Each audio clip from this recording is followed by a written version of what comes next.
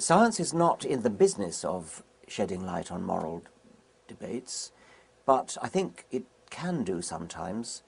The whole subject of moral philosophy, of examining moral questions in a logical way to expose inconsistencies, for example.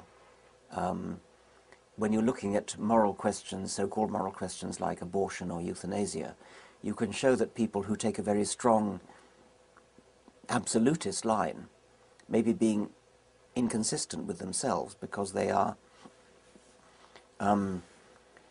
taking a strong line on one thing while at the same time inconsistently not taking a similarly strong line on another.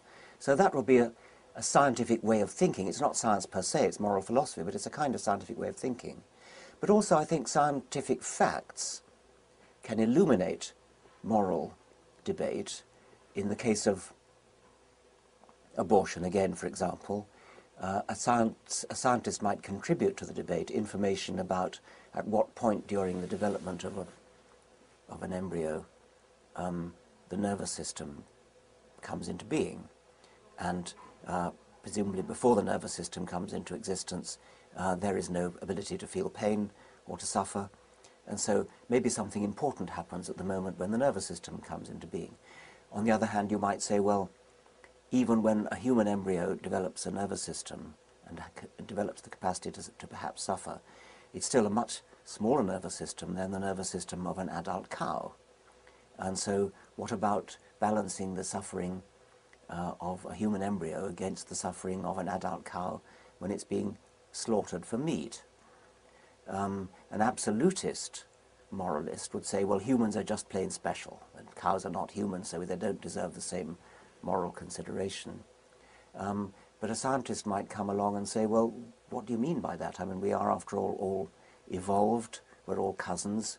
At what point in the evolution of, since we know evolution is a fact, at what point in the evolution of humans would you suddenly draw the line and say, right, from now on they're all human, and before that they're not?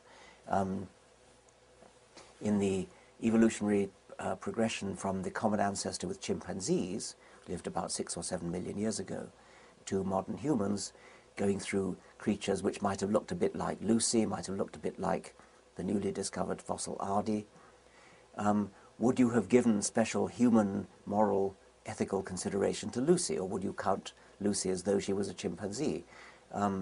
Does this perhaps suggest to you that we shouldn't be in the business of drawing lines between species in this kind of way? Maybe these lines should be regarded as more fuzzy and less clear-cut.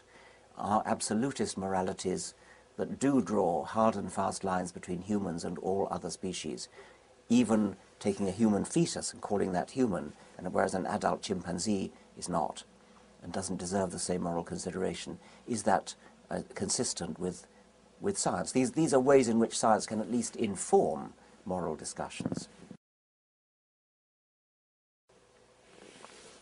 You can, I suppose, make a utilitarian justification for obnoxious practices. You could make a utilitarian justification for torture. Moral philosophers sometimes pose the hypothetical case where the world is about to be blown up. Only one person knows the secret password to stop the doomsday bomb going off. This one person is a suicide bomber who refuses to give up the password. Are you right to torture him? And most people, I think, say you are. I mean, it's a horrible thing to torture somebody, but under those extreme conditions, to save the world, you would torture somebody. So, and that would be a utilitarian justification for an otherwise obnoxious practice such as torture.